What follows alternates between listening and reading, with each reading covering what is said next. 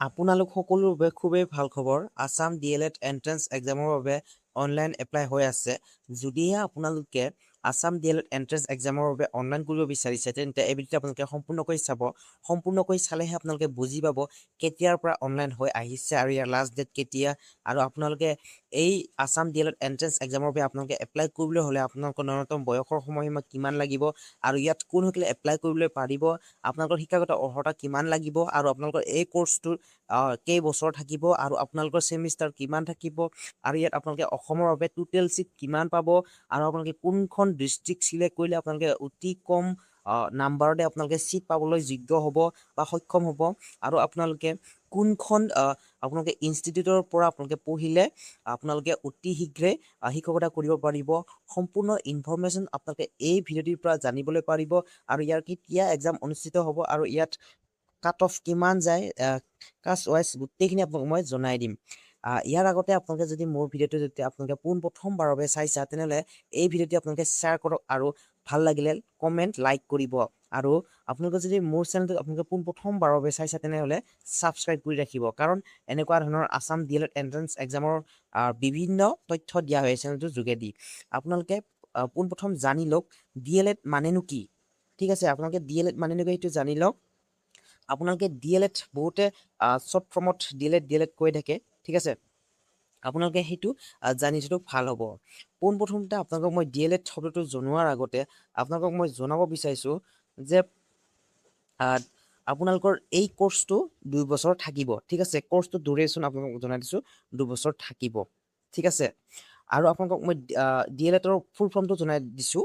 Diploma in elementary education হয়, short ফৰ্মত আমি DLED বুলি কওঁ। এই কৰ্চটোক আমি DLED বুলি কওঁ আৰু এই কৰ্চটো সাধাৰণভাৱে 2 বছৰ থাকে আৰু আপোনালোকৰ ইয়াত 4টা ছেমিষ্টাৰ থাকিব। ঠিক আছে, এবছৰত আপোনালোকৰ 2টাকৈ ছেমিষ্টাৰ থাকে। আৰু ইয়াত মই আপোনালোকক জনাই দিছোঁ যে আপোনালোকে এতিয়া কেতিয়াৰ পৰা অনলাইন কৰিব পাৰিব। ইয়াৰ আগতে মই আপোনালোকক সেইটো জনোৱাৰ আগতে এডুকেশ্যন কোৱালিফিকেশ্যনটো জনাই দিওঁ। ঠিক আছে, তেতিয়াহে আপোনালোকে এটা ভাল আপোনালোকে পঢ়িবলৈ সুযোগ পাব আৰু তেতিয়াহে আপোনালোকৰ মটিভেশ্যন হিচাপে পাব যে DLED এন্ট্ৰেন্স এক্সামৰ বাবে আপোনালোকৰ এডুকেশ্যন কোৱালিফিকেশ্যন কিমান লাগিব কি সেইটো আপোনালোকে জানি থওক। পোনপ্ৰথমতে আপোনালোক মই এডুকেশ্যন কোৱালিফিকেশ্যন জনাই দিছোঁ যে আপোনালোকে পোনপ্ৰথমতে 10+2 অৰ্থাৎ আপোনালোকে 12 পাছ কৰিব লাগিব আৰু 12 পাছ কৰাৰ লগত আপোনালোকৰ হায়াৰ ছেকেণ্ডেৰী মাৰ্কশ্বিটটো অৰ্থাৎ পাৰ্চেণ্টেজ হিচাপলৈ চাবলৈ গ'লে আপোনালোকৰ 50% লাগিব। যিসকল OBC জেনেৰেল কাষ্টৰ হয় তেওঁলোকৰ বাবে 50% লাগিব আৰু যিসকল SC ST কেটেগৰীৰ হয়, ST দুটা আছে, এটা প্লেন হয় আৰু এটা হৈছে হিলছ, তেওঁলোকে 45% পালে আপোনালোকে এই আছাম DLED এন্ট্ৰেন্স এক্সামৰ বাবে আপোনালোকে অনলাইন এপ্লাইৰ বাবে আপোনালোকে কোৱালিফাই হ'ব। ঠিক আছে, আৰু আপোনালোকে যদি ভাবিছে আপোনালোকে 45 তলত যদি আপোনালোকৰ পাৰ্চেণ্টেজটো আছে, তেনেহ'লে আপোনালোকে নোৱাৰিব। ইয়াত কোনো ধৰণৰ আৰু আপোনালোকৰ যিটো উল্লেখ থাকিব নটিচখনত সেইটো অনুসৰি আপোনালোকে ইয়াত এপ্লাই কৰিবলৈ পাৰিব। কোনো ধৰণৰ আৰু বেছিকৈ ৰিলেক্সেশ্যন দিয়া নহয়। SC ST সকলক 5% মাত্ৰ দিয়া হয় ৰিলেক্সেশ্যন, আৰু OBC সকলক কোনো ধৰণৰ ৰিলেক্সেশ্যন নাই। ইয়াত যদি আপোনালোকে OBC সকল 49 42 আছে, তেন্তে আপোনালোকে নোৱাৰে। আৰু 50% মিনিমাম 50% কোৱা আছে, 50%ৰ ওপৰত যিমানখিনি আপোনালোকৰ পাৰ্চেণ্ট আছে সকলোৱে পাৰিব ইয়াত।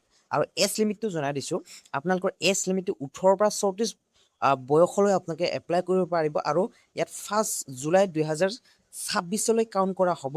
আৰু যিসকল এইবাৰ নতুনকৈ উত্তীৰ্ণ হৈছে, 12 পাছ কৰিছে বা তেওঁলোকে উচ্চতৰ মাধ্যমিক তেওঁলোকে পাছ কৰিছে, নিশ্চয় কেইদিনমান আগত ৰিজাল্ট দি গৈছে, তেওঁলোকেও এই আপোনালোকে আছাম DLED এন্ট্ৰেন্স এক্সামৰ বাবে আপোনালোকে অনলাইন কৰিব পাৰিব আৰু আপোনালোকে এই কৰ্চটো কৰিব পাৰিব। মাত্ৰ 18 বছৰ যদি হৈছে আপোনালোকে পাৰিবই। আৰু ইয়াত মই আপোনালোকক কৈ দিছোঁ, যদিহে আপোনালোকৰ গ্ৰেজুৱেশ্যন কৰাৰ কোনো ইচ্ছা নাই, তেন্তে আপোনালোকে এই কৰ্চটো কৰিব পাৰে। এই কৰ্চটো সাধাৰণতে 2 বছৰীয়া হয় আৰু যদি আপোনালোকে চৰকাৰী বা আপোনালোকে প্ৰাইভেটত যদি পঢ়িব নিবিচাৰে, চৰকাৰী ইনষ্টিটিউটত পঢ়িব বিচাৰে, তেন্তে আপোনালোকে অতি কম খৰচত আপোনালোকে 2 বছৰ DLED আপোনালোকৰ কমপ্লিট হ'ব। ইয়াত আপোনালোকক নেক্সট ভিডিঅ'ত জনাই দিম কিমান ফিজ লাগে কি, গোটেইখিনি ষ্ট্ৰাকচাৰটো মই জনাই দিম নেক্সট ভিডিঅ'ত। এই ভিডিঅ'ত মাত্ৰ জনাই দিছোঁ যে আপোনালোকক Assam DLED entrance exam online কৰাৰ আগত আপোনালোকে কি ডকুমেণ্ট লাগিব আৰু আপোনালোকৰ ন্যূনতম বয়সৰ সময়সীমা কি সেইটোহে জনোৱা হৈছে আৰু কেতিয়াৰ পৰা অনলাইন ষ্টাৰ্ট হৈছে আৰু কেতিয়া লাষ্ট ডেট সেইবিলাকহে ইয়াত আপোনালোকে পাব এবিলিটিৰ যোগেদি। ইয়াত মই আপোনালোক জনাই দিছোঁ যে আপোনালোকে যিসকল শিক্ষাৰ্থীয়ে 12 পাছ কৰিছে আৰু 50% লগত তেওঁলোকে 50%ৰ সৈতে পাছ আৰু হৈছে তেওঁলোকে কিন্তু পাৰিব আৰু SC ST সকলক 5% ৰিলেক্সেশ্যন দিয়া হৈছে। আৰু এপ্লিকেশ্যন ফিজটো সকলোৰ বাবে কোনো ধৰণৰ ইয়াত কাষ্ট ৱাইজ নাই, ইয়াত সকলোৱে 600 আপোনালোকে পে'মেণ্ট কৰিব লাগিব। আৰু ইয়াতে মই আপোনাক জনাই দিছোঁ যে এক্সাম পেটাৰ্ণটো কেনেকুৱা কি। এক্সাম পেটাৰ্ণটো এনেকুৱা ধৰণৰ, আপোনালোকৰ ছেকশ্যন 1ত 35 মাৰ্ক থাকিব আৰু ছেকশ্যন 2ত 65 মাৰ্ক থাকিব। আৰু ইয়াত আপোনালোকে নাভাবিব বেলেগ বেলেগ দিনত এই এক্সামটো অনুষ্ঠিত কৰা হয়, তেনেকুৱা নহয়। এটা দিনতে হ'ব আৰু এখন পেপাৰে থাকিব আপোনালোকৰ, সেই পেপাৰখনতে আপোনালোকৰ ছেকশ্যন 1 ছেকশ্যন 2 থাকিব। আৰু কি আপোনালোকৰ ছাবজেক্ট ইনক্লুড হয় সেইটো জনাই দিছোঁ। ছেকশ্যন 1ত আপোনালোকে জেনেৰেল ইংলিছ পাব, 10 মাৰ্ক থাকিব। আপোনালোকে এইটো নোট কৰি ল'ব পাৰে কাৰণ এইখিনি বহু গুৰুত্বপূৰ্ণ হয়, কাৰণ আপোনালোকৰ অনলাইন হোৱাৰ আপোনালোকৰ 15-20 দিন বা আপোনালোকৰ এমাহ এটা দিয়ে অনলাইনটো, এমাহ দিয়াৰ পিছত আপোনালোকৰ নেক্সট মান্থতে আপোনালোকৰ এক্সাম অনুষ্ঠিত হয়। আপোনালোকৰ হাতত এমাহ এটা থাকে মাত্ৰ, সেই এমাহটোতে আপোনালোকে পঢ়িব লাগিব। সেইবাবে আপোনালোকে এই ছাবজেক্টকেইটা আপোনালোকে নোট কৰি থোৱাটো ভাল। জেনেৰেল ইংলিছ থাকিব ছেকশ্যন 1ত 10 মাৰ্ক থাকিব। ছেকশ্যন 1 হয় জেনেৰেল নলেজ থাকিব 15 মাৰ্ক থাকিব। ছেকশ্যন 1 ৰিজনিং থাকিব 10 মাৰ্ক থাকিব। ছেকশ্যন 2ত জেনেৰেল মেথামেটিক্স থাকিব 15 মাৰ্ক থাকিব। জেনেৰেল ছায়েন্স আৰু ইয়াত EVS দিয়া আছে, আপোনালোকৰ ইনভাইৰনমেণ্ট ছায়েন্সটো দিয়া আছে, ইয়াত 15 মাৰ্ক থাকিব। এই দুটা মিলাই এইফালে। আৰু ছ'চিয়েল ছায়েন্সটো আপোনালোকে 20 মাৰ্ক পাব। আৰু লেংগুৱেজ যিটো নেকি আপোনালোকে নিজৰ ইচ্ছা অনুসৰি চিলেক্ট কৰিব পাৰে, এছামিছ ল'ব পাৰে, বেংগলী ল'ব পাৰে, বড়ো ল'ব পাৰে, ইংৰাজী ল'ব পাৰে। আপোনালোকে যিটো ভাল পায় আপোনালোকে সেইটোৱে লওক। যদি আপোনালোকে অসমীয়া মিডিয়ামৰ হয় তেনেহ'লে আপোনালোকে এছামিছে ল'ব। এইটো মোৰ ফালৰ পৰা এটা ৰিকুৱেষ্ট আছে, যদি আপোনালোকে এছামিছ মিডিয়ামৰ পৰা হয় তেন্তে এছামিছ ল'ব, আপোনালোকে অতি সহজ পাব। 15 মাৰ্ক থাকিব, টোটেল 100 মাৰ্ক থাকিব। আৰু আপোনালোকৰ চিলেকশ্যন প্ৰচেছটো কেনেকুৱা ধৰণৰ, আপোনালোকে চিট পাবলৈ হ'লে প্ৰচেছটো কি মোৰ নিজৰ এক্সপিৰিয়েঞ্চৰ ফালৰ পৰা আপোনাক জনাই দিছোঁ। ইয়াত নটিছখনত যি উল্লেখ আছে সেইটোৱে হয়, কিন্তু তাৰোপৰিও কিছুমান নটিছ দিয়া হয় পিছলৈ। এতিয়া আপোনালোকে পোনপ্ৰথমে এপ্লাই কৰাৰ সময়ত কোনো ধৰণৰ তেনেকুৱা তথ্য পোৱা নাযায়। মোৰ যিখিনি এক্সপিৰিয়েঞ্চ আছে সেইখিনি আপোনাক জনাই দিছোঁ। পোনপ্ৰথমতে আপোনালোকে এপ্লাই কৰাৰ পিছত যেতিয়া এক্সাম দিব, এক্সাম দিয়া আপোনালোকৰ 15-10 দিন পিছত আপোনালোকৰ ৰিজাল্ট ওলাব। আপোনালোকৰ প্ৰত্যেকখন আপোনালোকৰ ইনষ্টিটিউট বা ডিষ্ট্ৰিক্ট ৱাইজ থাকে।